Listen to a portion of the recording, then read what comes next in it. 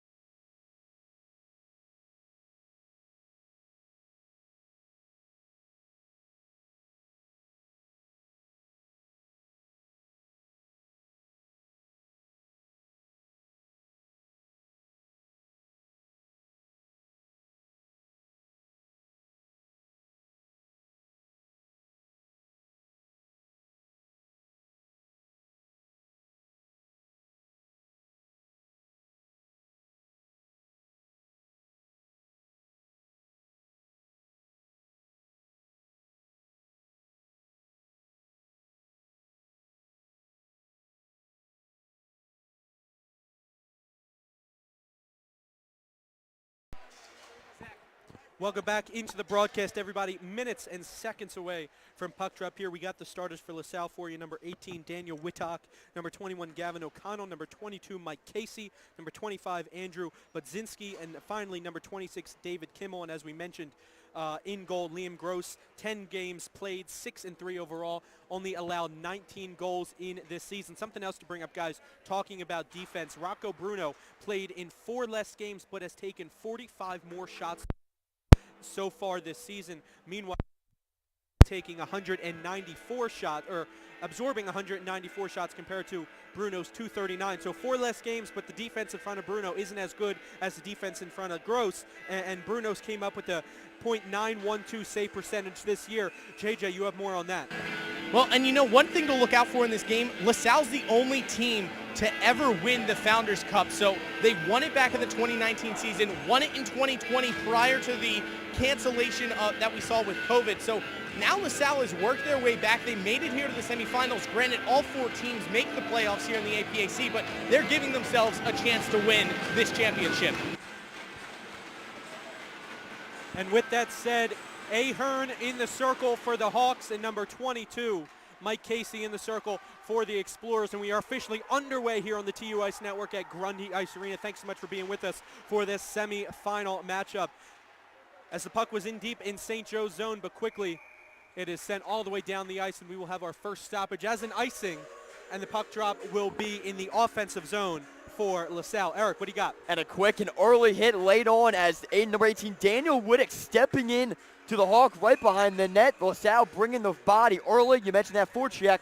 Let's see a face-off win here and see if LaSalle can get going as they have early against the Hawks this season.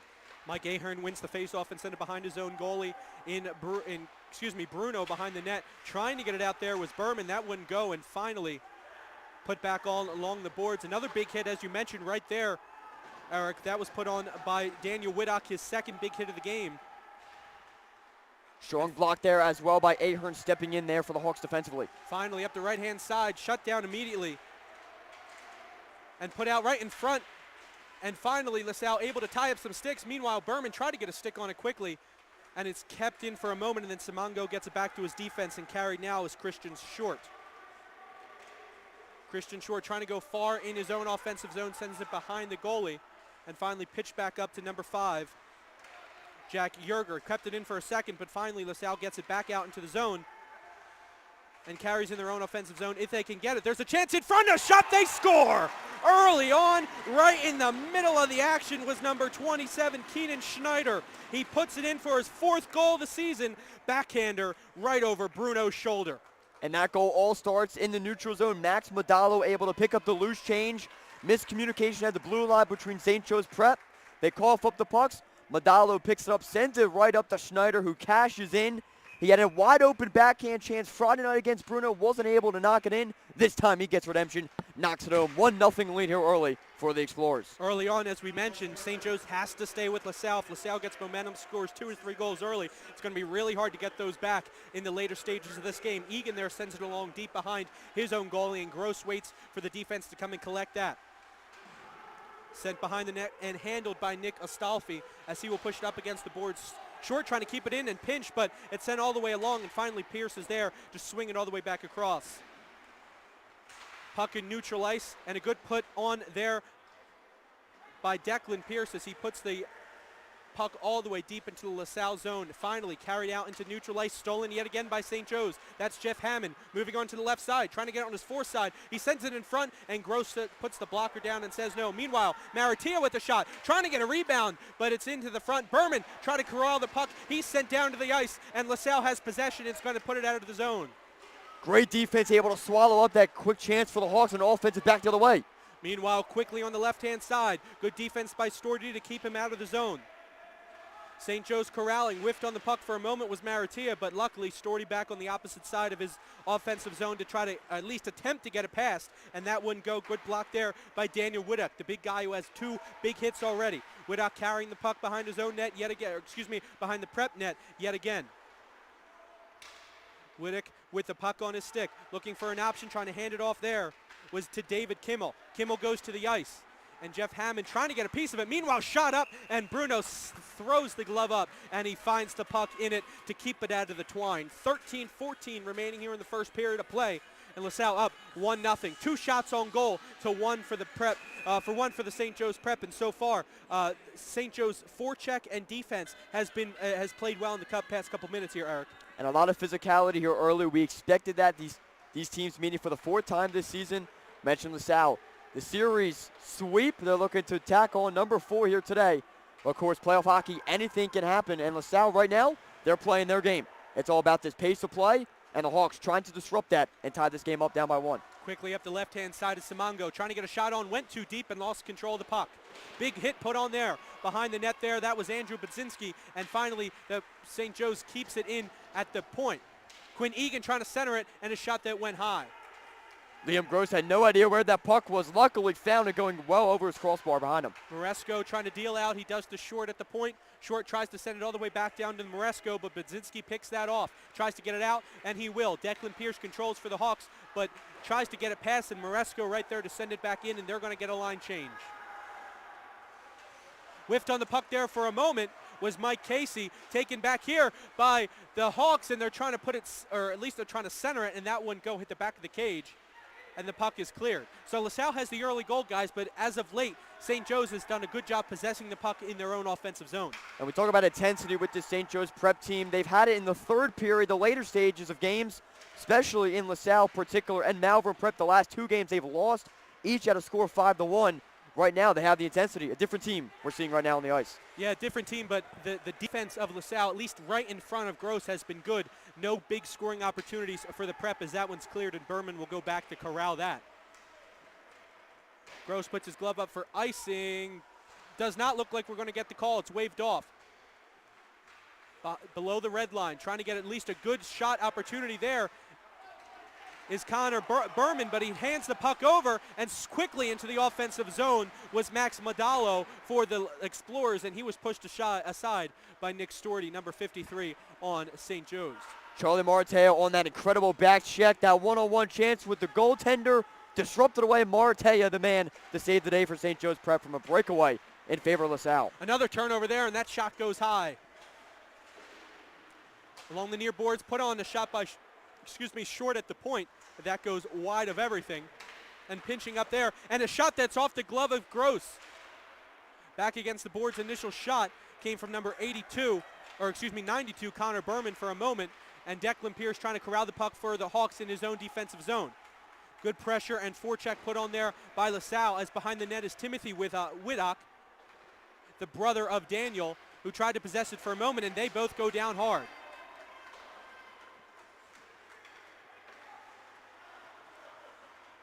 .25 left to go in the first period, below the goal of Rocco Bruno there for a moment.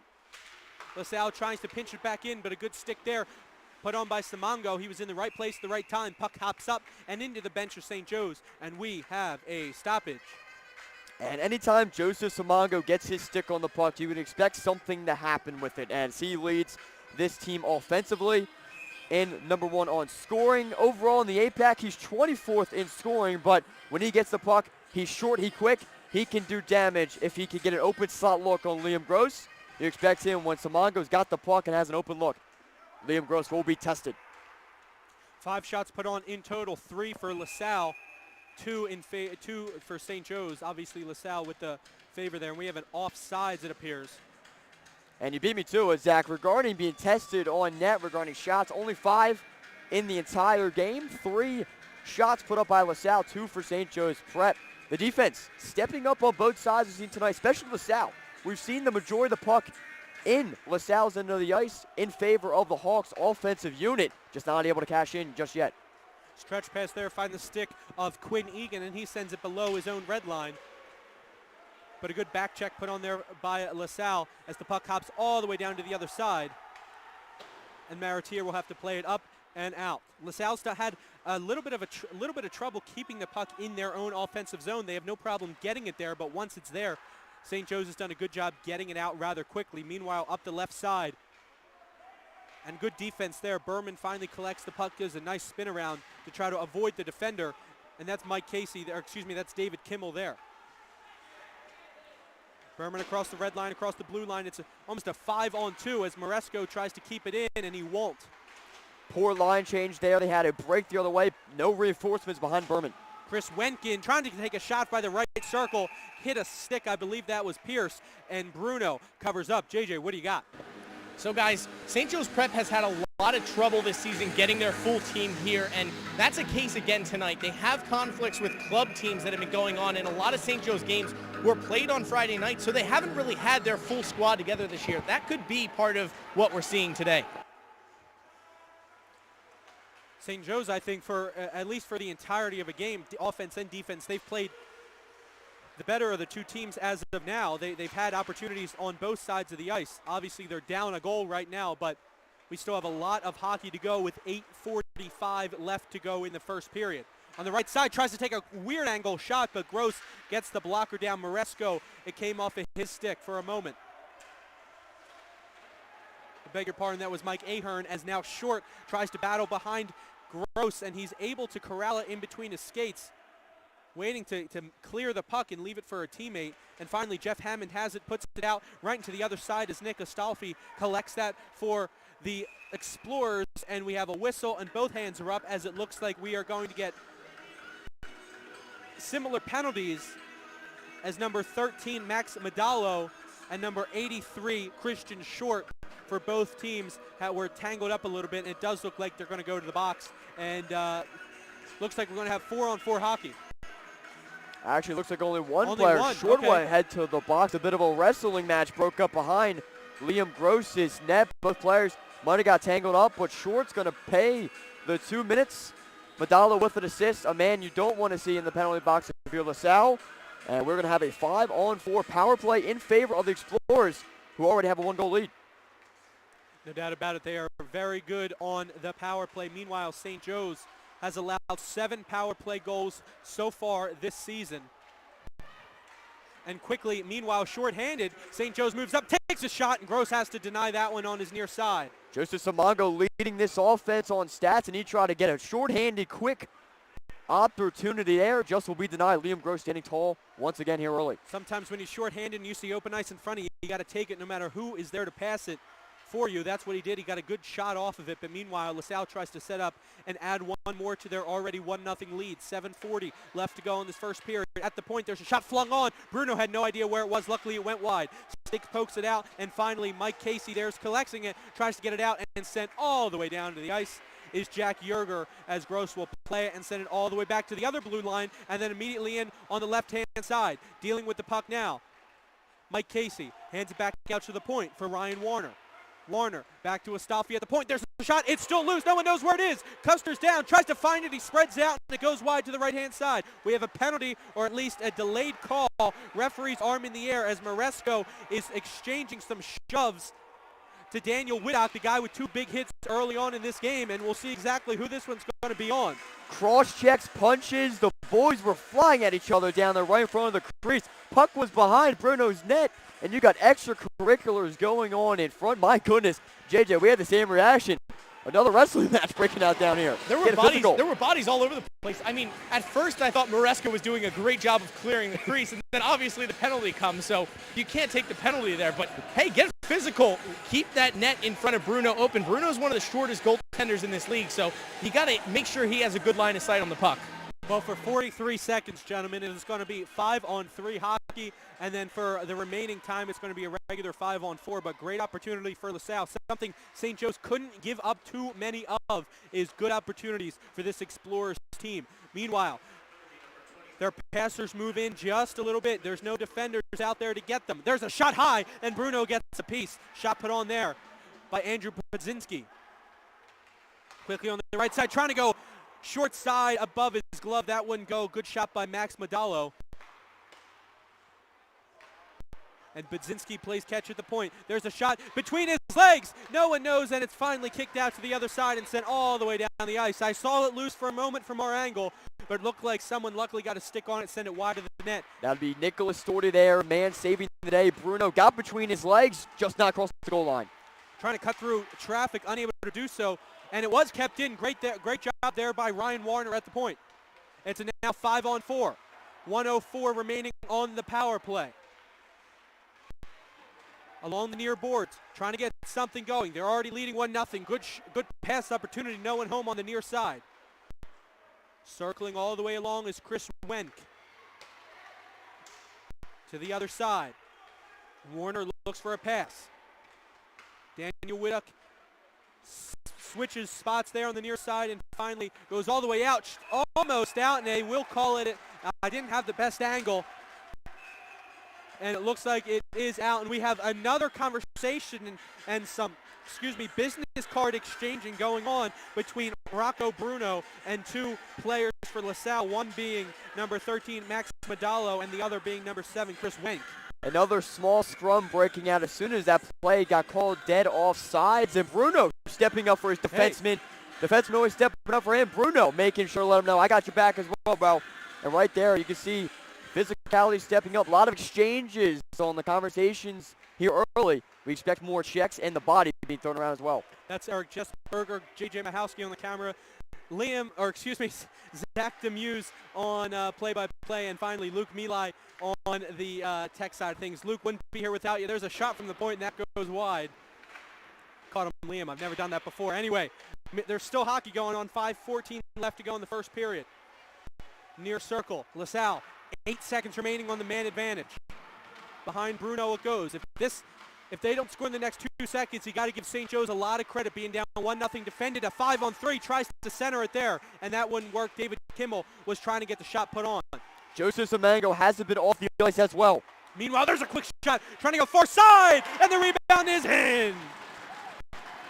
David Kimmel puts it home as Bruno gets beat off the rebound. And it's 2-0 LaSalle, 4:50 to go in this first period. LaSalle also leading in shots in this one, guys, 9-3. Almost a design play, bank off the boards, puck came right out the other side. And Rocco Bruno just unable to push off that left leg, get post to post. And LaSalle able to knock in the open net, right side of the cage, wide open. And they now cash in 2-0 for the Explorers after an incredible penalty kill by the St. Joe's team. Momentum swaying right back over to the boys in white and blue.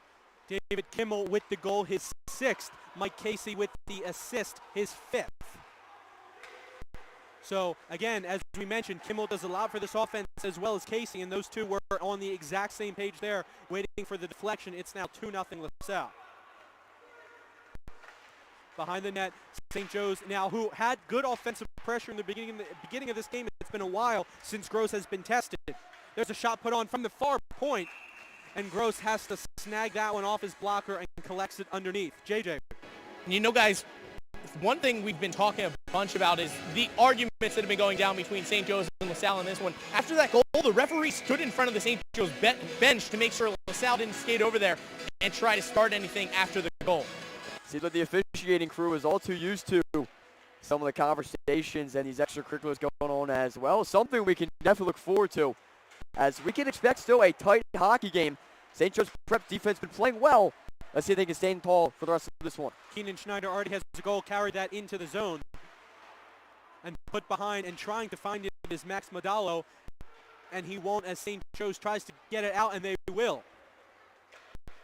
Puck goes all the way down to Gross, and he has to corral it and at least try to get it out. Meanwhile, Simongo picks up the errant puck, tries to center, and a good defensive stop there by Max Medallo in the right spot to break up that centering pass. LaSalle all the way on the other end, fires one from the left circle, and Bruno squeezes the pads and collects it. 3:28 left to go in the first. LaSalle still out shooting St. Joe's, I should say, 10-5.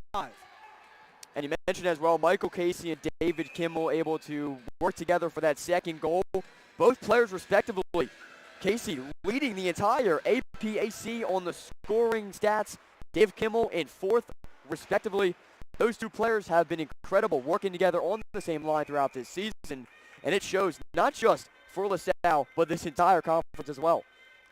Well, I believe that hit off of a player's head and went into the netting above, so we will get a stoppage of play and another face-off on the left circle. That's called using your head, getting the puck out of play. Defensively, a little souvenir. Yes, little souvenir into the stands as well. It's great to see fans here in the stands as well for some playoff hockey. Absolutely. We mentioned APAC semifinal here. The winner of this will go on to play Malvern Wednesday night. We're also excited to tell you APAC Commissioner Mr. Jim Britt will be joining us on the broadcast for at least half of the second period, so we hope you can join us for that. We're looking forward to that conversation and exactly what this conference has had to go through over the past couple months, dealing with COVID, still having a season, and now entering the playoffs. So make sure you're tuning in to this broadcast. In just about 5 minutes from now, we'll have second period action as the shot there. Gross didn't know where it was, glanced off his left leg, and went wide. Liam Gross shaking his head. He thought that puck was right between his pads. Next thing you know, all the action moving to his right. A sigh of relief there as that puck going through the crease, but not the net. Well, shortstop there right at center ice, sends it back where Gross has to play it. And Cathal Dowd tries to make him turn around, which happens. Good play there by Dante Passio to keep the puck below the red line. Guys, St. Joe's just having a really tough time getting any productive shot on, and even if they are attempting to pass, they're attempting to put it right in front of the goal, and of course there's going to be a defender there. Really haven't gotten set up many times so far in this game. Meanwhile, there's a centering pass from LaSalle off the stick of Chris Wenk, and carried on the other side. St. Joe sent a shot on, and Gross gets it in his glove with 1:53 remaining in this first period. I think St. Joe's Prep, the important things right now is making sure your line changes are on point. We see LaSalle, they love to go blue line to blue line. Even Liam Gross from his own crease will feed one all the way up to the opposite blue line. LaSalle constantly pushing the envelope offensively. St. Joe's Prep has to be on point to make sure men are back on that back check to reinforce Bruno in net. Great pass, trying to put it in front. Another attempt, and Bruno stands up and says no. Story puts it all the way along the glass. Good job there by Keenan Schneider, who carried it into the zone and tried to take the initial shot. And LaSalle still continuing to possess it there. Weird angle put on, and Bruno takes a hit after putting it in his glove, and he immediately jumps up and exchanges words, I'm sure. We can't hear from up here, obviously, but with number 13, Max Medallo of LaSalle. And that shot was coming along a close side of the screen, and Bruno took a little slash at Medallo as well, who was right in his wheelhouse. Some traffic in front. Bruno getting physical as well with 1:27 left on our first period. The score remains 2-0, and LaSalle laying another hit on, and a 2-goal lead as well. Maharatia carries the puck behind for St. Joe's, and a good tip there by Maresco as they could have numbers. Skating the other way quickly, Simongo puts the shot on. Maresco trying to get there in time for the rebound, unsuccessful. And a big hit put on there. Maresco goes flying, arm goes up, and it looks like we're going to get another penalty as soon as LaSalle touches the puck, which they will right here. Great look from Simongo. We'll get the penalty in just a moment, but looking short pad, trying to get a rebound, unable as Maresco just outstrided by LaSalle's defense as a penalty charge against LaSalle. The first time the Explorers will head to the box. Ryan Warner heading to the bench. The call from the referee was interference on Maresco. So we have 2 minutes of power play time. However, only 59.4 seconds remaining in the first period. So St. Joe's will enter the second period on the power play for about a minute and half a second. And while LaSalle's power play unit is one of the strongest in the APAC, their penalty kill isn't, as they only are working with a 67% effective rate on the penalty kill. St. Joe's Prep with a 17% power play. They're looking to not only try and connect with the back of net to pad up that power play stat, but also try and get a back of net connection for the first time this evening. St. Joseph scored 5 power play goals so far this season as they try to do whatever they can. Maresco with a weird angle shot, maybe trying to go 5-hole on Gross, but Gross shuts him down. Puck sent all the way down. And 19, 18, 17 seconds remaining in the first period. St. Joe's is on side, passes it back to Ahern. Ahern trying to circle, and then out to one-on-one, coming the other way. Storty trying to defend. Meanwhile, Schneider moves in, and it doesn't go. 2 seconds and 1, and that's going to be the end of the period. As Keenan Schneider moves in, trying to score his second goal of the game, and again, an exchange of words there between Max Medallo and number 92, Connor Berman for St. Joe's. We're going to take a quick break. We'll be back with second period action with Commissioner Jim Britt. Don't go anywhere, right here on the TUICE Network.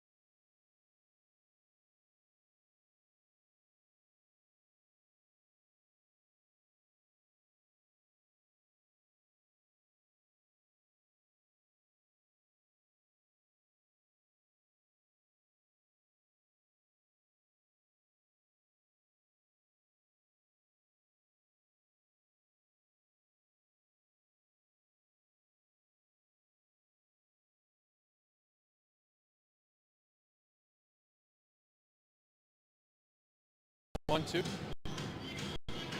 Welcome back to the second period of action. A minute and 1 second left on the power play for St. Joe's Prep as we welcome Commissioner Jim Britt, Commissioner of the APAC Hockey League here. As you watch, Sean, what have you seen from the first period so far, Commissioner? A very, very competitive game. This is, what it was expected to be. The Atlantic Prep Athletic Conference was formed because these schools were so close in competition. Well, you mentioned it earlier before the broadcast. This is only the third year of the APAC. For those who don't know, 4 total teams. Malvern Prep, LaSalle, Holy Ghost, and St. Joe's formed 3 years ago. And it was also something interesting I heard earlier. You said that although these teams, are competitive on the ice, off the ice, it's a very put together collaborative effort to put athletes first, the student athletes most importantly, and everybody does a great job off the ice, behind the scenes, to make sure that the league is working and flowing efficiently. Provide opportunities for the kids. Well, as we were going and discussing there, another penalty taken from LaSalle. So St. Joe's with a 5-on-3 opportunity here as they're down 2 goals with 15:20 left to go in the second period. Flung all along. Maresco has it at the point, looking for his best option of a pass. That was trying to go to Jeff Hammond on the near side, and quickly racing on the other side is Daniel Whittock, who takes a shot. And Bruno loves it up there. Commissioner, something else I thought was really interesting, you were talking about it earlier.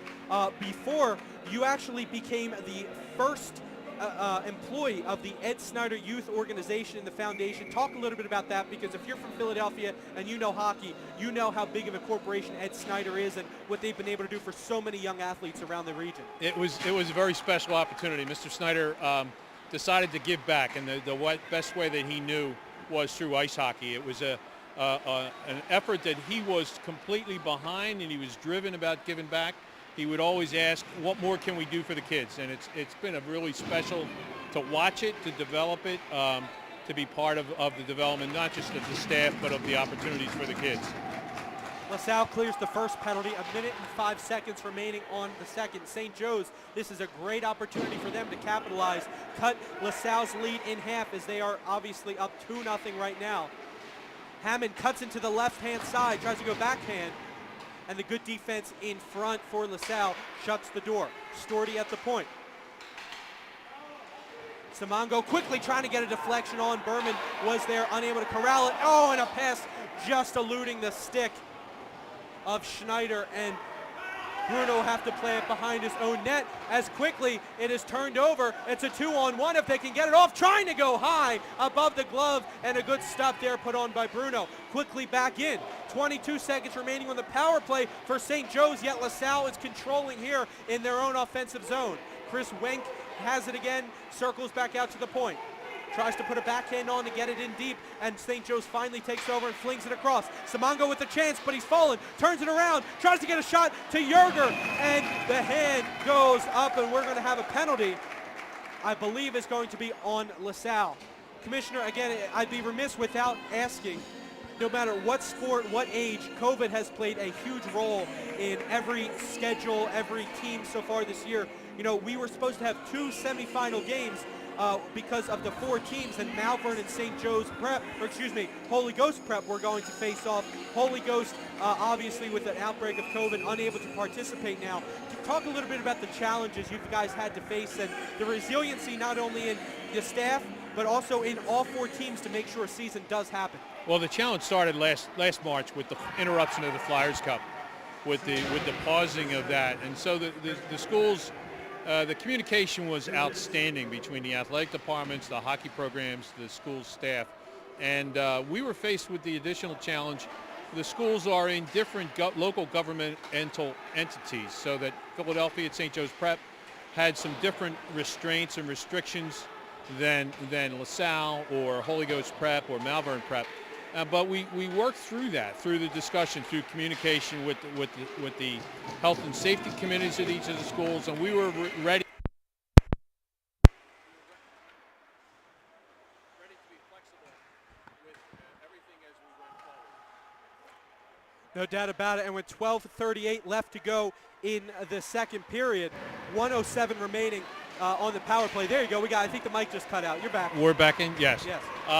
The key part about was the communication. Last week we found out that Holy Ghost Prep, their executive committee had decided that because of some COVID issues, they were going to put the entire school, athletes, extracurricular students, participants, and the entire student body on a 10-day pause. So we met twice through Zoom on Friday to talk about what the options were, what we were facing, what the possibilities were. And that's what led to the discussion in this one semifinal game tonight, giving Malvern the bye, and the winner of tonight will face Malvern on Wednesday. Well, Malvern, number one by far. They're 5-1-3, 3 overtime wins. You can technically consider them 8-1. They've only lost once in this division. They are obviously one of the better teams in the APAC, and so that finals game will be Wednesday evening between the winner of this and Malvern Prep. As you saw during the broadcast, a hooking call was put on for LaSalle, and now it is even strength hockey with 11:20 left to go in the second period, as Berman has it on the right side, whiffs on the shot, but then two St. Joe's Prep Hawks collide in the middle there, and LaSalle quickly the other way, carried up along the near side, floats it back, there's a shot opportunity, and he hits the post. Great shot put on there by Timothy Whittock, and they can breathe once again. Right off the crossbar, Michael Casey, he leads this LaSalle offense, and with a burst of speed, he got on a break, a quick fast break, opportunity. LaSalle just unable to cash in. Shot right off the crossbar and out of play, but a face-off right back in St. Joe's territory to Bruno's right. A face-off win here for LaSalle, and once again, the offense is working. St. Joe's needs to find a little bit more offensive identity of late. LaSalle has been controlling for quite some time. Commissioner, before the game we were discussing it, and you actually even have some ties to the APAC before it was the APAC. You were involved in Holy Ghost Prep Hockey back in 1996. Why don't you talk a little bit about that, give us some history. It was pretty special. My youngest son, Jim, had decided he wanted to go to Holy Ghost Prep. I had been a local youth coach in the area, and I was asked to help out with the junior varsity the first year, and then the second year I started helping with the varsity team, and Brian Tibbles and I coached through 2005, and it was pretty special. We did win the AA level of the Flyers Cup in 2003, and it's just a great school. Had a lot of great memories with it. When the group came back to me 3 years ago and asked if I'd be part of the Atlantic Prep Athletic Conference, that was a big reason why. It was because of the great situation that I enjoyed at Holy Ghost. Well, St. Joe's best opportunity right there, rang it off the pipe behind Gross. 10:17 remaining in the second period. There's Berman on that defensive effort. He had the lone goal for St. Joe's Prep Friday night. Great back check from Berman right there on the defensive side of the puck. Even strength hockey here. Shots closed in just a little bit. LaSalle still leading 16 to St. Joe's 14 as we have an icing here, and we'll get a face-off in the LaSalle offensive zone. And Commissioner Mr. Britt, you mentioned coaching a little bit in your experience, in your heyday. Play any hockey at all? Play on the ice? Only on the frozen creek. I grew up in Southwest Philly, and when Cobb's Creek would freeze, that's when we would play. I loved the Flyers. I was at the very first Flyers game in 1967. We had great memories from that, but I never played organized hockey. I got into organized hockey when we moved and lived in Massachusetts, and it was like Little League up there. Every town had a rink, and my boys came home from kindergarten with, hey, we want to learn how to play hockey, and I was, yes, sirree. It was great stuff. Keeping it right in the family. Love to see that. As well as this physical play, you can assume playing on the pond, similar to these guys tonight. Little bragging rights as well. It was pretty special up there. My boys learned how to skate on a frozen cranberry bog in Massachusetts in a town called Situate, and it's memories that you'll never forget of watching on natural ice and do that. It's for any hockey player. It's why the outdoor games are so special. Absolutely, and 9:15 remaining in the second period here. LaSalle puts it up and out of the zone. We'll get another stoppage of play. And here, I mean, Commissioner, we've talked about this league, but specifically these two teams, they're moving into the finals on Wednesday evening. They're going to have to go up against the Malvern Prep Friars, who are a big competitor against whoever you play. These teams obviously change as the years go along. What have you seen from these two teams, not only tonight, but throughout the rest of the season so far? I think they're going to be very competitive in the Flyers Cup also. And when you talk about the APAC being ranked 1 through 4 with our top seeds, I think there's a recognition there that these schools and these programs are high quality, and they consistently. It's one of the reasons why the APAC was formed, was because the consistent competition against higher quality is what raises the level for everyone, and that's the approach that we're trying to take. And with that, you led me to my next point. Flyers Cup coming up in just a couple weeks here, although the APAC season will end on Wednesday when we declare a champion with a beautiful trophy right in front of our box here. Hopefully we can get a shot of that as the game develops.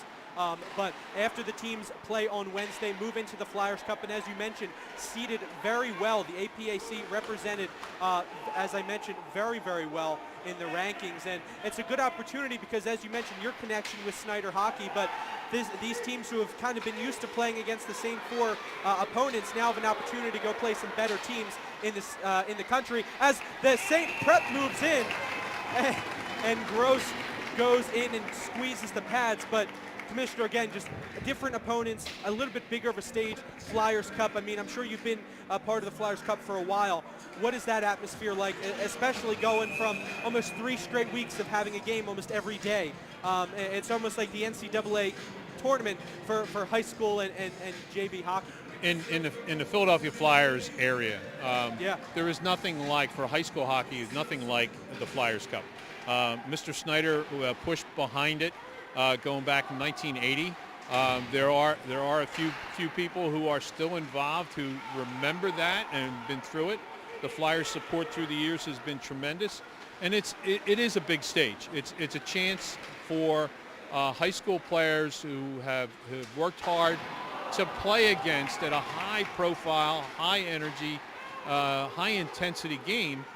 It adds a whole nother level of energy to it, and it's a really special thing. Well, Rocco Bruno with the save of the evening, kicking out the leg there on the great shot opportunity from LaSalle. Meanwhile, puck still right in the middle of the zone. Whiffed on the shot there and passes it along to the other point. Now Gavin O'Connell with the puck on his stick, trying to center it there, and Berman deflects that wide off his stick.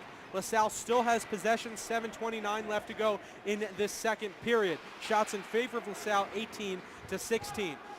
Kept in yet again, great move there by O'Connell again.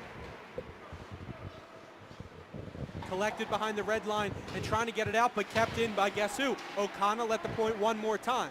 But on the opposite side, maybe O'Connell can't keep it in on that side too. Maybe he can, we'll see. Berman trying to keep the puck along the boards and finally pushed out there and right in below the net, and Bruno has to come out and be prepared for a shot as Chris Wenk was threatening to his left. Schneider with that connection through his legs. He fed that pass right to Wenk, unable to get his balance and collect that puck just enough. But here comes Wenk once again for the Explorers. Wenk up the right side, as Eric mentioned, now below the red line. St. Joe's, as we saw during the interview here, their best shot opportunity rang it off the pipe behind Gross. Other than that, he really hasn't been tested much. Flung all along to the neutral zone as Simongo backhands it and gets it into his own offensive zone. Change here, at least for the defenseman of the Prep. Put out in front, trying to get a pass, but picked off yet again. Max Medallo carrying up, passes it to his teammate, Daniel Wittick. Wittick tries to take a shot, that goes wide. Maresco shoulders the man into the boards back there. And Maresco tries to control again, puck picked off by LaSalle. LaSalle just in the right place, the right time, sticks down on the ice. They're really disruptive, at least for the passing game of St. Joe's. At least that's what I've noticed so far in this game. And it hit the nail right on the head. We're going to keep in their sticks low all the time, especially at the blue line like we just saw. Bruno showing off the hops there. It'll gut up, flash the leather, take it out of the air, avoid a rebound opportunity. But as you mentioned, LaSalle, especially at the blue line, keeping the puck in the zone offensively to create more chances, 2, 3, 4 more shot opportunities all because they're keeping that stick low. If you're St. Joe's Prep, you got to get the sticks in the way of traffic much more and defend your goaltender in front of his crease. Quick shot spun around there. And Short gets just enough to poke it out to the neutral zone. St. Joe's haven't had a shot on goal in quite some time here. They'd really like one, as now it's tipped off and going the other way with a shot. And Gross closes the pads and denies number 83, Christian Short, who has 2 goals already this season. Liam Gross swallowing that one up, and really only the first miscue we've seen in the second period at the neutral zone, if you'll take it, because the first period, a lot of cough-ups in their own end of the ice right there. There's a bit of a pinball back and forth, a tennis match, if you will, right at center ice. Right there, a cough-up, and St. Joe's Prep with a great opportunity. Right now, though, they're going to have to get this puck in favor of their own possession, but LaSalle will win the face-off and take it themselves. Quickly back into the St. Joe's Prep offensive zone. Berman goes down with another player from LaSalle.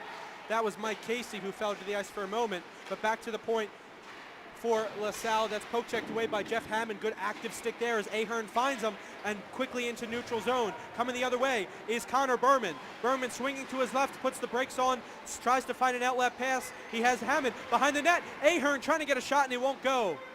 Never even got the shot attempt put on. Pierce at the line. Back to Ahern. Looking for an opportunity. Hammond collects it on the near side. Puts it out for a pass. And Ahern wasn't ready for it. Hit off his leg.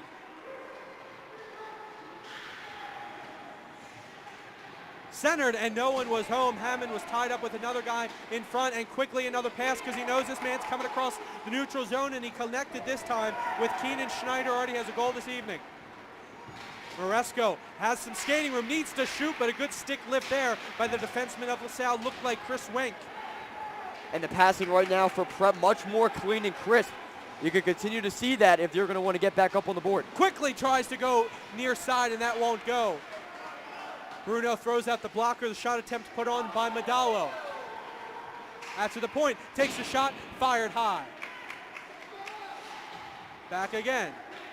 There's another try, knocked off by Quinn Egan. Good shot there by Ryan Warner. Warner with the puck again. Looked like it was out, but the referee says no. St. Joe's fans at least thought it was too.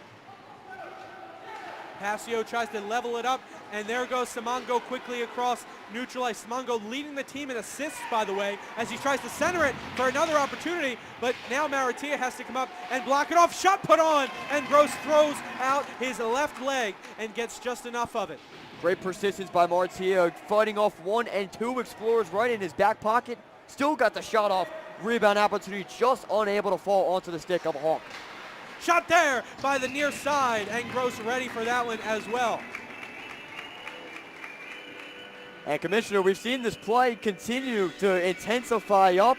Right now, only 1 shot difference, but most importantly for LaSalle, 2 goals differentiate this game.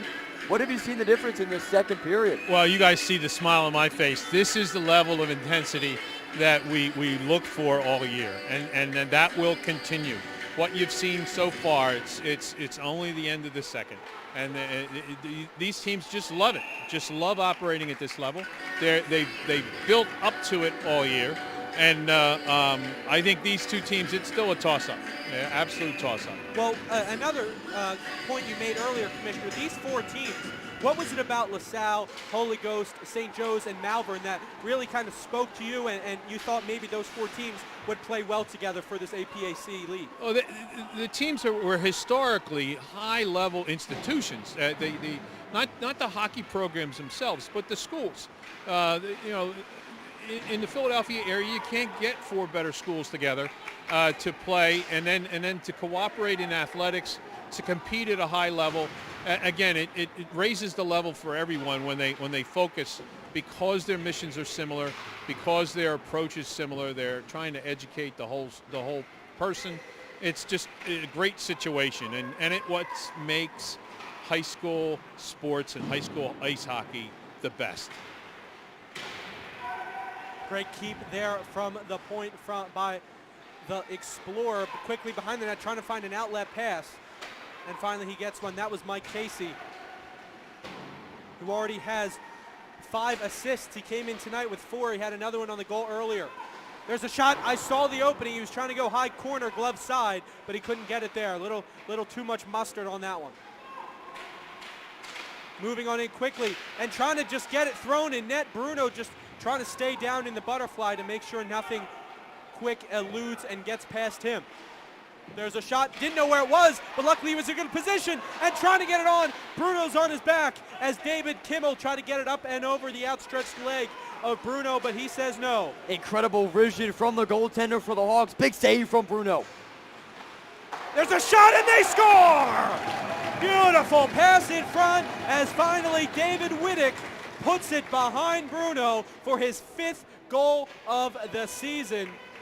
And LaSalle takes a 3-0 advantage with 1:19 left to go in the second period. Commissioner, I don't think there was a better centering pass than the one we just saw. That was a classic where you send one man to the far post, and the goalie can't cheat, has to play the shot, but it was a beautiful pass and had no chance to get over that quickly for what essentially was a big open area. Right on the whole right side of Bruno's cage, wide open as you mentioned. Bruno spreading eagle on that initial save. Round 2, LaSalle able to cash in. Hit the nail on the head there, Commissioner. Wide open and a big goal for LaSalle. 3-0 lead with a minute left in our period number 2. Well, mindset, I would believe, has to change a little bit for St. Joe's now, as now LaSalle trying to threaten again with a off-man advantage there, or excuse me, a drive with a leading man, as I should say, but finally flipped up behind Gross, behind the cage. 42 seconds remaining in the second period. And coming now into the third, and assuming that they close this one out cleanly, St. Joe's has to come out with a heavy pressure attack and almost retaliate here just a little bit, down 3 goals. They got to get one back quickly to try to get back in this game. It's certainly not a situation where LaSalle can let up. They can't sit back on their haunches. They can't cruise in any event, because it's exactly the kind of situation that a good team like St. Joe's, who have won before and have won at every level, they'll come back and they'll bite you. As Jeff Hammond moving in there, he had a good opportunity on the left circle, but it floated off of his stick, and Gross hangs on, and we have 1/10 of a second remaining in the second period. Well, Commissioner, I guess we should take this time to thank you very much for joining the broadcast. It's been an absolute pleasure meeting you and seeing everything and the success that the APAC Hockey League has had this year through COVID. We cannot wait for the finals coming up on Wednesday with Malvern and the winner of this game this evening. I really appreciate it. You know, I have been jokingly referring to my laptop and my iPad and my cell phone as the Commissioner's War Room. And you guys all year have done a fantastic job filling my war room with content. And it's been great. It has enabled me to see so much more than what I would normally be able to do without driving 16 hours a week. But you've made it really special. And I want to extend our thanks. The Atlantic Prep Athletic Conference, you've done a great service to high school hockey, and we look forward to more of this stuff during the Flyers Cup. It's an absolute honor to be here as well with the TUICE Network. You know, Temple's season cut short, didn't even have a season, so to find the hospitality of the APAC inviting us in, and we've been doing games now for at least the past couple months, and it's been an absolute blast ever since. So thank you for your hospitality, and thank all of you tuning in to the TUICE Network. We are going to take another break. We are in between periods for an intermission. We'll be back in about 10 to 15 minutes to preview for the third period of action. LaSalle up 3-0 against St. Joe's. Don't go anywhere. You're watching the TUICE Network.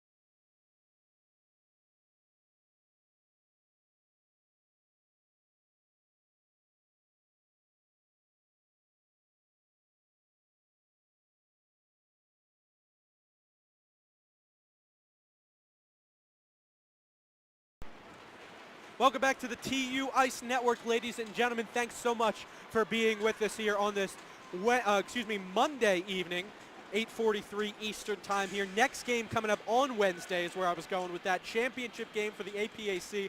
Just had Commissioner Jim Britt with us for the entire second period, which was a pleasure to hear what he had to say from the commissioner's perspective of this league. But gentlemen, St. Joe's has some work to do. They're down 3-0. They're being outshot 24-20 as a quick turnover there, and they can't even possess it in their own offensive zone on their first try. Talk to me a little bit more, JJ, now that you're back on the broadcast with us here, about what St. Joe's needs to do these last 20 or 16 minutes here to try to get back in this game. Obviously, they need a quick one, then maybe something after that, but they're down 3, third period, 15:38 to go. Something's got to give soon. We've seen them trying to get that puck in front of the net a ton, trying to get the cross-ice pass and move it right in front of the net, see if they can create some traffic there. It's really going to come down to physicality in the crease. If they want to play that game, the rest of this one, they can choose to throw the puck out to the points and take shots from there, but they're going to have to win this game in the crease if they want to come back from a 3-goal deficit. And we've seen them, to your point, throw a lot of pucks in the front of the net, at least just trying for a deflection or a tip. We saw late in the second basically throwing it, as we see there, from the point from Ahern, just trying to get a deflection on, because Gross has been spectacular, and opportunity there to try to be kept in, but didn't see it until late, was Nick Storty. Meanwhile, LaSalle carries into the offensive zone. Big hit put on the boards by Ahern. And you mentioned that Liam Gross has been exceptional in net, but even better has been the forecheck LaSalle has put up, not only defending Gross in his own crease, but also getting all the way up, putting bodies in front of Bruno on the opposite end of the ice. You mentioned that traffic, JJ. If St. Joe's Prep wants to try and tally up their first back-of-net connection and erase his 3-goal deficit, traffic and those rebounds have to be on point, and you got to convert when that puck comes loose, because Liam Gross doesn't give up many of them. Well, let me remind you, Bruno has faced 239 shots, which is 45 more shots than Gross. But here's the thing, Gross has played in 4 more games than Bruno. Wow. So Bruno seeing a lot more shots, as there's a beautiful opportunity, but unable to connect was number 92, Connor Berman, to get a stick on the ice and tuck that one home. So to finish up my point, Bruno has seen a lot of shots. He has to be on his game almost at all times in a game, as LaSalle, if they hurry, can have a 3-on-2, trying to center it, but a good defensive stop there came from Declan Pierce. Big hit from the Prep, Eric, and as the man falls, and LaSalle continues to have possession. And you beat me to it right there. Huge hit late along the boards. And Declan Pierce, when he's in the slot, he's able to step up, and nothing too fancy as well. He just puts his body stick on the ice. That's all you got to do, and knock down the puck, just like Connor Berman right there. Once again, Berman and Pierce, exceptional job on that defensive effort there for St. Joe's. And the shot there almost hit Custer in the helmet, Bruno in the helmet, and I believe it did. It bounced over the net. He didn't see it for a moment, but luckily St. Joe's, all the bounces go St. Joe's way, and they can get it out from in front of them. High sticking is the call.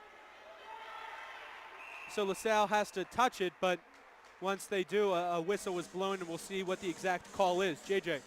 You know, Zach, so far in this game, the goals for LaSalle, one of them came on a really good bounce for them, and Bruno has played a fantastic game in this one. He stood on his head this entire season for St. Joe's Prep. You mentioned the amount of shots that he's faced, but he's just gotten beat a couple of times tonight in situations that aren't his fault. And if St. Joe's is able to clear the crease and able to clear the puck here in this third period, something that they struggled with in that second period, especially getting the puck out of their offensive zone, they might be able to see themselves get some offensive zone draws. At least just throw it on,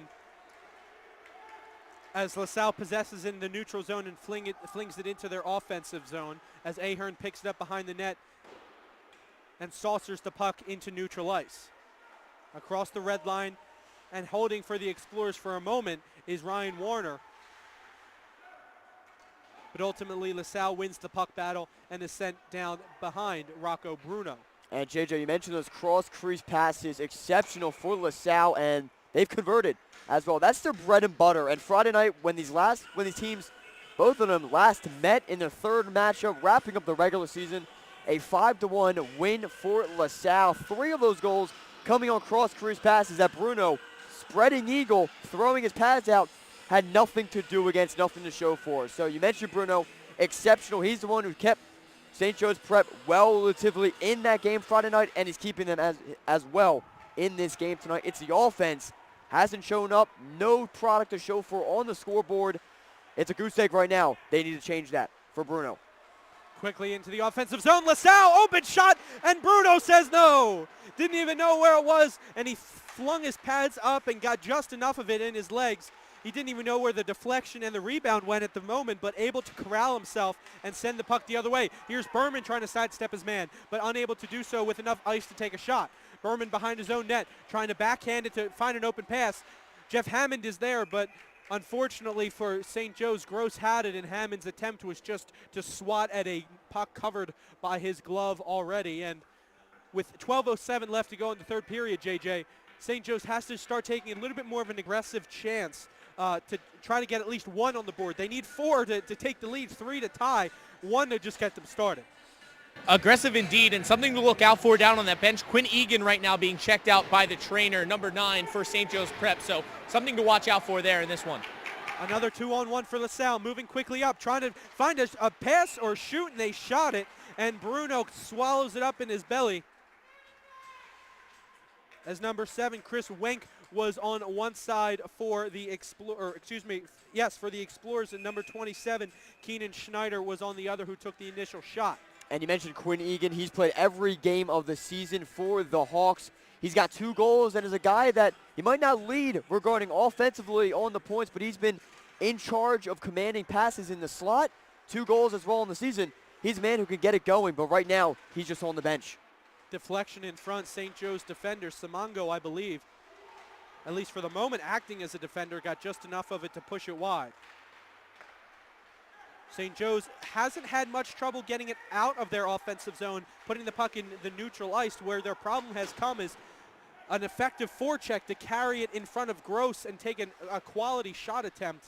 The shots they've had so far, they've had 23 of them, have kind of come off of weird angles and deflections, rebounds, things like that. They need to get at least one past them to get at least attempt to come back here with 11-10 remaining in this third period. And as we get closer to crossing 5 minutes here in our final period of play, desperation cannot set in for the St. Joe's Prep team. And how do you avoid that desperation setting in when you start just flailing wrist shots on net? You got to connect with the back of net and bring reinforcements up on opportunities such as right here, where you're deep in LaSalle's end of the ice and try and get passes across. Maratia carried it in, and Hammond had it for a moment, finally fired wide, but a good opportunity there. That's all they need. Any shot near Gross that they can at least find an opening, they have to take it at this point. 10:30 remaining in the third. LaSalle continuing to outshoot St. Joe's 27-24 at this point. And finally, where it counts, LaSalle up 3-0 as that puck is deflected wide off of the stick of Christian Short. And we've seen St. Joe's step up in the neutral zone, put the body up. Christian Short sprinting right off the bench, laying a hit, stepping into the Explorer, forcing that puck then to be chipped in. St. Joe's Prep in this neutral zone, that's where they're going to have to get their wheelhouse, get the gears going to try and get reinforcements back the other way. As you mentioned, Liam Gross continues to play strong in net, but Bruno right there, little unlikely test straight from the face-off circle, right from the dot, Zach. Back to your shortstop days there, Eric. Had to come up with a little short hop there. I think if I was a goalie, I think that's what I would be most afraid of. Seeing the puck coming at me bouncing, knowing that it's probably an easy play, but if I screw it up, it'd be the most embarrassing play of my life. Meanwhile, Bruno, the more experienced goaltender than I am by far, handles it with ease. Did a great job there, kept his glove low, got his hand out. Good work there from the goaltender. Another shot put on there. You could tell LaSalle trying to get the deflection game working there as Mike Casey was crossing Bruno to get his stick blade down. Meanwhile, turnover here. Berman, one of the best opportunities so far. Pass it back to Simango. Oh, but Simango's the other hand shooter, and he wasn't able to take a quick shot. His only opportunity was a weird backhand angle, and he had to try to recaress himself, and when he did that, the defense of LaSalle was there to say no. Yeah, just off balance, not able to get his stick right on his foreside of his body, unable to get a quality shot on net. A little bit too fancy. You gave it to the right man in Joseph Simango, who's been stellar offensively for St. Joe's Prep, leading the team on scoring. Just not a good enough quality. Simango again tries to go high backhand, and it just went wide. Yerger tries to throw it on, and that's deflected in front and lost all its power before it gets there. Moresco, opportunity, and it goes off his stick. Whiffed on the shot completely. You guys also noticed pinching a little bit more on defense. Pierce was the only one back there playing at center ice on the red line. Moresco was biting in just a little bit as Moresco falls to the ice. Can't really see him in front of the bench. Just took a weird hit, kind of fell right on his back as he's slow to get up. And Moresco trying to step into Christopher Neck. It looks like perhaps the shaft of his stick catching Moresco in a wrong spot, knocking the wind out of him. Looks like as he's getting up to his skates. Right now the trainer will step out onto the ice. But a great sight as Moresco back to his feet, hunched over, but he'll make his way under his own power. Great to see, especially as you mentioned, Zach and JJ. We got much bigger hockey to get underway. Of course, there's a ticket to the conference championship on the line tonight. Absolutely. But Flyers Cup is relatively right around the corner and much bigger hockey on that scale. You want everybody to be 100% conditioned and healthy when that puck drops for those Flyer Cup games. Well, the interesting thing about St. Joe's, as we mentioned, only won 2 games this year, 1 out of conference, 1 in conference. But when you look at their goal scorers, they have 6 names and 6 guys who have a total of 2 goals each. So it's not really one guy leading the charge. It's more of a collective effort. Moresco, one of those guys who just went off the ice with an injury, that has the 2 goals. So keep an eye out for him and maybe who steps up there, as it looks like Ahern is now taking his spot on the left defensive side. Tries to keep it in there as Storty, and he couldn't. So the Hawks have to get off, and they look like they will take a line change. And Moresco as well, he's that right winger on that top line, the first line for the St. Joe's Prep offense. Not a guy you want off the ice, down by 3 with 8 minutes left in our final period of play. Bruno waffles that shot attempt aside. 8 minutes remaining here in the third period. No goals scored in the third period as of late. 3-0 was the way the second ended as Jeff Hammond tried to cut across and take a shot. Guys, I think they're just being a little bit too fancy when they get close. I mean, I've seen some opportunities as the Explorers move back in with a shot, and they score! Bruno got it with the glove for a moment, popped up and into the air, back into the net, and Bruno right there unable to get just enough off it. The shot came from Michael Casey. His 13th goal of the season, guys. And continuing to light the lamp, Michael Casey, he took his time, poised, collected, and got a strong wrister. Bruno got a shoulder on it, just not enough of the rubber. Puck will cross the back of the net, connect with Twine, and a 4-0 lead for the Explorers. Zach, you mentioned, and the question comes up, how aggressive is too aggressive on St. Joe's Prep's pinch and forecheck? Too aggressive there, of course, with the Salle. A quality opportunity, and Michael Casey leading the APAC in scoring. Of course, he's going to convert. Well, Berman with the shot opportunity there, and LaSalle's defense has done a great job all day as a connecting pass hits the tape. And the stick of David Kimmel there for a moment, but all day LaSalle's defense has done a spectacular job kind of closing out as the Prep offensive guys, and especially going on to the forecheck, get anywhere close to Gross. They close out immediately, try to take all shot alleys away. And, you know, that's been successful for them so far. So far, Gross with a shutout this evening. And on that last goal, a guy can't go without giving credit on that goal. An open look from Michael Casey at the opposite end of the ice was Jake Armstrong. Great stick lift on Hammond, able to get that puck off Hammond's stick. A quality chance for the Hawks. Goes right back the other way. And, of course, Casey leading this offense, able to cash it in. Jake Armstrong with an assist. You could give him an A and an apple on that goal. Guys, talking about this LaSalle defense, one of their things that they came into the APAC play this year, they were 0-3 to start playoff, and they really bought into head coach Wally Muehlbrunner's techniques and what he wanted them to do defensively, and that's why they were able to turn this season around. Now, one question I have for St. Joe's is down 4-0 in the semifinal game. Do you consider pulling Bruno soon and trying to go with 6-on-5? Well, JJ, all season, St. Joe's has only scored 6 goals in all of the third periods they have played in. As I mentioned, they've only scored 15 this season. They haven't added one yet this evening. They averaged 4 in the first, 5 in the second, and 6 in the third. as meanwhile Maratia comes across trying to center it, and Simango was sandwiched by two explorers, unable to get a stick down. See, that's a shot I would just try to take if I'm Simango. I know there's a guy in the center, but both defenders were focused on the pass and not the shot, at least trying to get an opportunity and challenge Gross just a little bit with 6:05 remaining in the third period. And you mentioned that, Zach, forcing that pass with Gavin O'Connell and Max Medalla right in the back pocket, right in the wheelhouse of Simango. No shot there for Simango and the Hawks offense. And now taking it back the other way off a great defensive stop. The offense for LaSalle continuing to get buzzing. They're going to be working right back on the opposite end of the ice, eat up clock time, and preserve this 4-goal lead. Well, St. Joe's would love for some bounces to go their way as Bruno throws the glove up and snares that one out of the air with 5:35 remaining in the third period.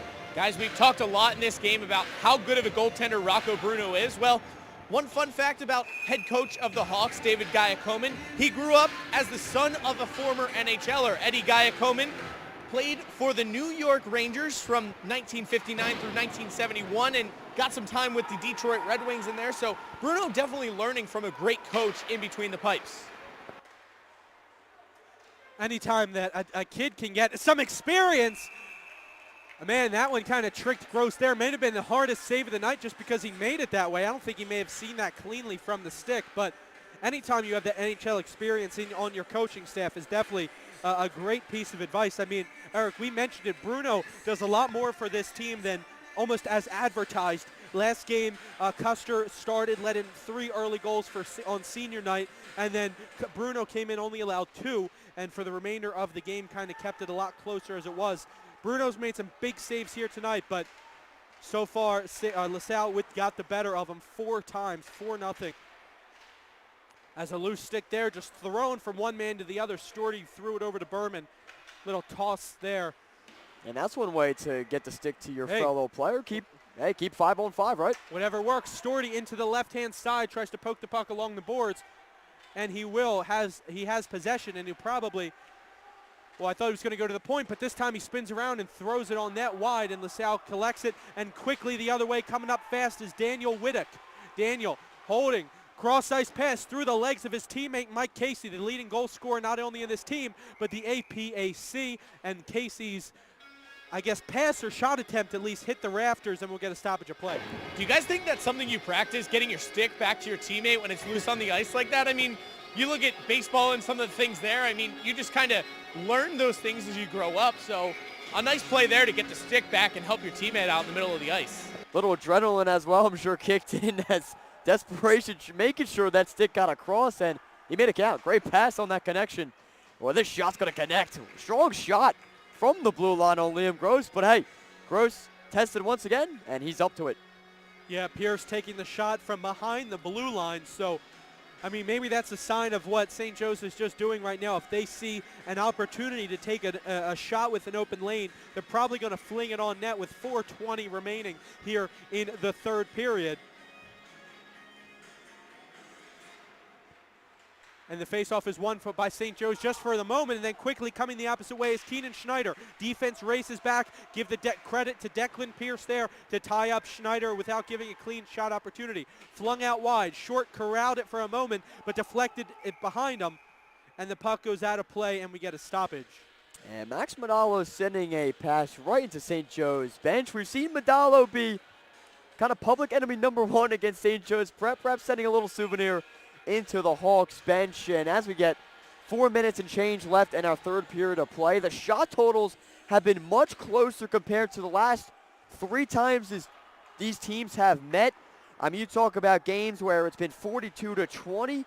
That was matchup number 2 back on March 17th in favor of LaSalle. All the shot totals in favor of the Explorers. And right there, the defense once again stepping up. The last time these teams met on Friday, 40-30. And tonight, much closer as LaSalle's defense has been up to the task, but their offense, on the fewer shots they've had this season, they've converted and made them pay off with 4 goals as well. trying to get some opportunities was St. Joe's. They had two there. Quickly the puck is out, and Bruno comes all the way out, and there's a shot put on, and it's denied by the defender. Didn't even get to the ice yet, and that was Declan Pierce laying out and getting enough of it so it doesn't get to Bruno or even behind Bruno, to say the least. Jeff Hammond, the pass was at least attempted to get to his stick, but it doesn't go, and it goes to LaSalle number 10, Jake Armstrong. Declan Pierce, a quick leg save, kicking out, able to bail out his goaltender, Rocco Bruno. We see Bruno get aggressive and do much more than a typical goaltender will do in his own net. He loves to get out of his crease and helps out his team. A little too aggressive there, but Pierce right there to bail him out. Yerger hit hard against the boards, and finally St. Joe's at least trying to get something working here, at least a shot attempt, and quickly Maratillo is trying to carry it across the center of the net, maybe throw a backhand on, but the defense of LaSalle says no, no, no, with 2:35 to go in the third period. Andrew Badinsky, great poke check there to preserve this shutout for his goaltender. Badinsky, another great poke check. He leads this defensive effort as well for LaSalle and displayed it right there with a great play. Well, Gross, again, as we mentioned, appeared in 10 games this season, 6-3, only allowed 19 goals past him. He has one shutout already, guys, so he's playing for a second here. And with 2:06 remaining in the third period, St. Joe's still down 4. Bruno will squeeze it, and we'll get a stoppage. Well, Eric, you mentioned Budzinski, and I had a chance to sit down and talk with him yesterday in an interview for Philadelphia Sports Digest, and Budzinski has been a 4-year player for Wally Muehlbrunner here. He's a captain of this team and has been a part of those two teams that won championships for LaSalle, so definitely someone to look for, and obviously at this point you can kind of start looking forward to Wednesday against Malvern Prep. Puck thrown into center ice, and again, fighting for it. Jeff Hammond was the representative for the Hawks, and they will walk away with it as Matthew Moresco, who was down for a moment and being checked out by the medical staff, is back on the ice. That's a good sign, as the puck is pushed up against the boards. And St. Joe's comes away with possession, trying to get at least a shot on as Moresco whiffed on it, and quickly coming the other way is Keenan Schneider. Moresco does a good job tying him up and centering the puck too hard off of Jeff Hammond's leg and stick. Opportunity for an odd man rush, but didn't end up that way. Cathal Dowd has it jump over his stick, and St. Joe's has to go back for a line change. LaSalle turns it over in neutral ice there, and Berman does a good job corralling it again. 1:03 remaining as we tick down now, less than a minute to go in this final third period. 4-0 LaSalle as St. Joe's trying to get at least one on the board. Tries to get the puck to Storty, and now finally he falls down, or else that would have been bad. That was Mike Roman. Opportunity for LaSalle as a shot from Storty has to get stopped by Gross up high. 39 seconds to go. Moresco from the point. Fires, and the rebound says no again. Berman passes, and that one was knocked off wide. Storty with the shot, Moresco with the shot. Nobody getting it past Gross. 22 seconds. Bruno still in net. They're not pulling him for anything. Maratia and Short fighting for St. Joe's there. Short had it, hands it off to Berman for a shot. And Gross squeezes with 8.4 remaining.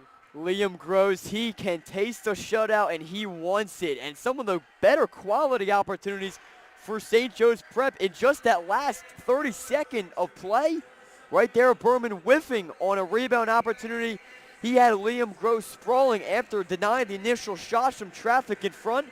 Berman, however, got a second opportunity, a chance to redeem himself, but Liam Gross up to the task once again. And he'll poke check this into the corner and get this puck out to the neutral zone. 4-3-2-1. The horn sounds, and the LaSalle Explorers have a date with the Malvern Prep Friars Wednesday evening to play for the championship of this APAC division. Final score here from the Grundy Ice Arena, 4-0 in favor of LaSalle. LaSalle finally outshooting St. Joe's 35-31, and they basically outshot them the entire game, guys. And last point before I hand it off to you guys, we would be remiss without giving credit to Gross in net recovering, or Liam Gross in net recording his second shutout this season, improves his save percentage a little bit higher than .902, which it sits at right now. And Malvern Prep being the 1 seed, of course, they deserve that first round bye. Quick trip to the championship, and this is what you want. The 2 seed, you'd like to see the underdogs as the 4th seed sitting at the bottom of the APAC in St. Joe's Prep. But tonight, LaSalle being that number 2 seed, they did what they had to get done. And it's definitely going to be a great matchup to see Malvern Prep and LaSalle. Except for Wednesday night, going to be beautiful. Wednesday night hockey for a championship and a cup on the line. And you know that game on Wednesday, LaSalle's coming into it with some fire. Now 7 games in a row for them in the APAC.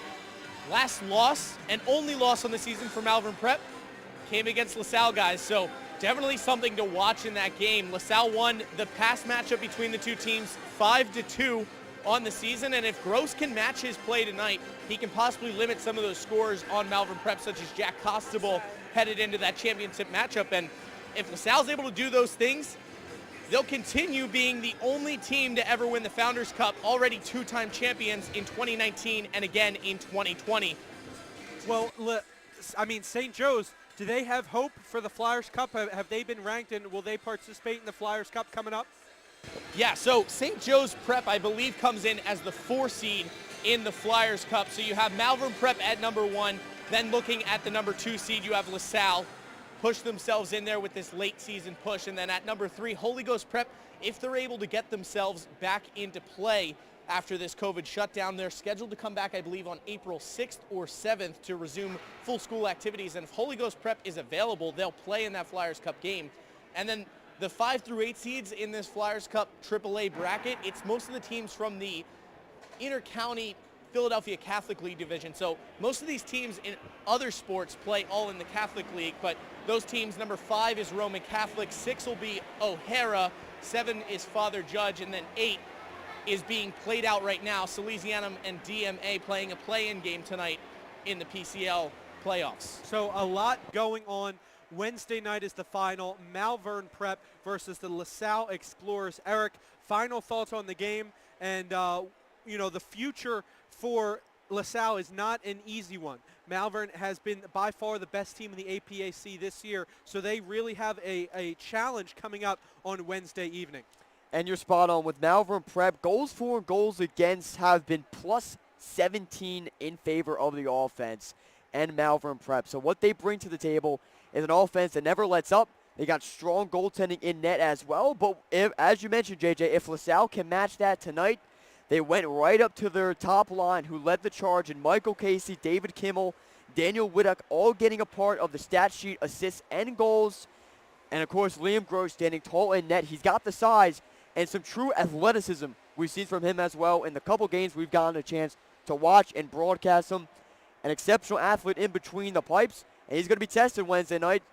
And it's going to all matter to see what goaltender can stand the tallest and also what offense can find those bounces and that puck to fall on their stick the right way.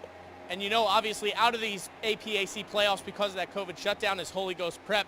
Malvern kind of dodging that kryptonite there. Holy Ghost Prep took them to overtime 3 games this season. So maybe we might see an overtime game and possibly a shootout to finish out this season for the APAC. They've all been very tight games in conference play this year. Absolutely, and that is about going to wrap us up here. 4 goals scored by the LaSalle Explorers. Schneider with his 4th of the season, Kimmel his 6th, Widdock with his 5th, and finally Mike Casey not only leading the LaSalle Explorers, but leading the APAC, scored his 13th goal of the season this evening. Listen, there's a huge matchup for the APAC, the final game coming up on Wednesday evening. You have been tuning into the TUICE Network tonight. Tune into the TUICE Network on Wednesday for the coverage of that game, and we will have it all for you from beginning to end. So, from the Grundy Ice Arena, for our producer, Luke Milai, my color commentator, Eric Jessberger, the camera, and the second color guy, JJ Mahowski. My name is Zach Demuse. Thank you so much for listening and watching tonight on the TUICE Network. We will see you Wednesday for the championship. Good night, everybody.